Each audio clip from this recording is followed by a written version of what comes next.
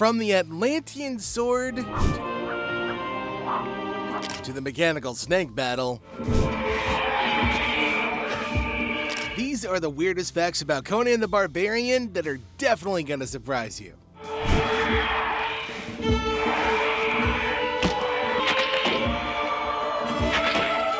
Back in 1982, there was no fancy computers for visual effects, so the crew got really creative. Every transformation, monster, and illusion in Conan the Barbarian was done with practical tricks, hidden levers, prosthetics, smoke, and animatronics. The famous snake transformation scene? It was all mechanical with no digital help at all. The result looked real, raw, and eerie in a way modern CGI sometimes can't match. That old-school craftsmanship gave the movie its lasting charm. And the realism didn't stop at the monsters. Even the weapons Conan carried were built with the same obsessive attention to detail.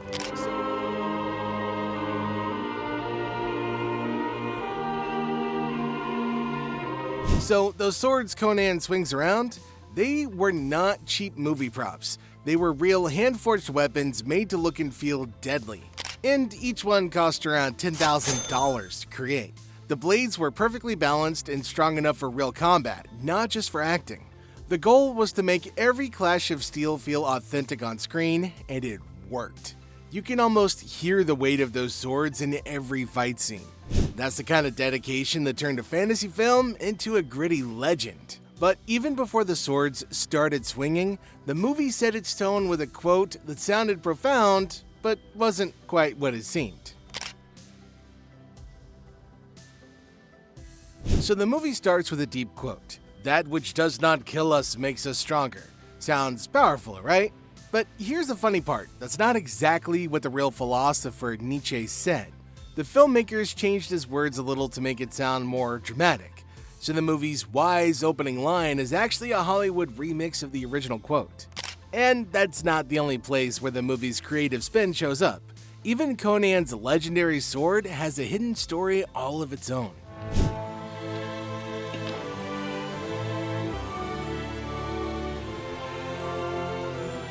Okay, so everybody remembers the scene where Conan finds his sword in that really eerie stone crypt, right?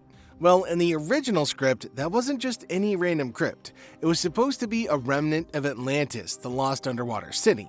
Yep, the sword was meant to be an ancient relic from a forgotten civilization. The filmmakers later dropped the Atlantis idea, but the mysterious vibe of that scene still gives a small taste of what could have been. Moving forward, one of the movie's stars paid a real price for keeping things so intense on set.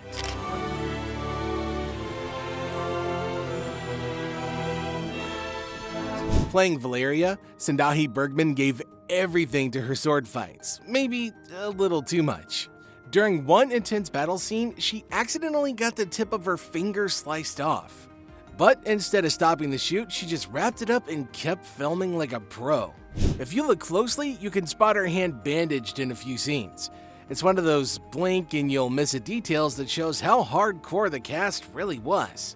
She wasn't the only one pushing her limits, because the rest of the cast went through some pretty serious pain too. The brutal fights in Conan the Barbarian looked so real because they actually were. Arnold and most of the cast did their own stunts. They walked away covered in real bruises, cuts, and scrapes. Some scenes even got messy when fake blood effects went overboard, turning actors into walking fountains.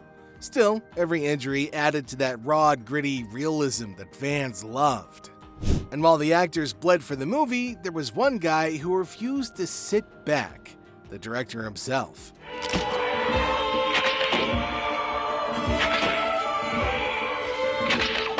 During the famous snake battle, the team needed real arrows flying past the cameras.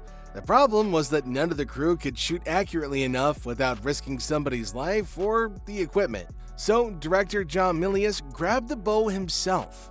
Yeah, it turns out he was a skilled archer and martial arts enthusiast, so he personally fired the arrows used in the scene, hitting the marks better than anybody else. That mix of danger and dedication is exactly why Conan the Barbarian feels so authentic. Along with the director, some of the extras on set were a little too enthusiastic about dying.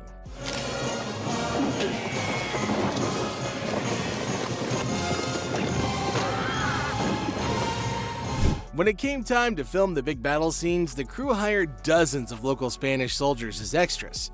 Now, they were way too excited to be in a movie, so instead of dying quietly, they'd throw themselves around, scream dramatically, or peek up after being killed. It got so funny that the crew had to reshoot multiple takes and even paid some of them extra money just to stay still.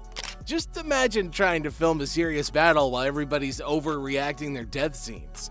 And while the extras were stealing the spotlight, somebody else almost became the voice of the entire movie. Between the time when the oceans drank Atlantis and the rise of the sons of Arius. And it wasn't who you would expect. That deep, powerful narration at the start of the movie was almost done by Arnold Schwarzenegger himself. Yep, he was supposed to be the original narrator, but Universal executives thought his thick accent might make it a little hard for audiences to follow, so they replaced him with actor Mako instead. It was probably the right call, but just imagine Arnold's voice booming through those opening lines. It would have made the movie feel completely different. Arnold may have lost the narrator role, but another legend quietly shaped the movie's entire visual style. If Conan the Barbarian looks like a fantasy painting come to life, that's because it basically is. The entire film's look was heavily inspired by artist Frank Frazetta, whose artwork defined the muscular, mythic style of sword-and-sorcery fantasy. Scenes like the wild orgy chamber and the full doomed snake transformation were designed straight from his art, not traditional storyboards. His influence gave the movie that dark, heroic, and larger-than-life feel that still defines Conan's image today. But behind all of that epic fantasy, the real magic happened off-camera, where a bunch of massive bodybuilders turned the set into their own personal playground. Arnold didn't just bring muscles to the movie, he brought a lot of his friends too. Several of the cast members were real-life bodybuilders, including Finley Thorson. Together, they became known as the Great Danes, famous for their crazy size and wild sense of humor. Between takes, they'd pull harmless pranks and challenge each other to ridiculous strength contests. It turned the set into a mix of epic battles and non-stop gym jokes, making the filming almost as entertaining as the movie itself. The cast was busy building memories on set, but Hollywood was gearing up to build something else entirely. A full wave of copycats. When Conan the Barbarian became a hit, Hollywood went wild trying to copy it.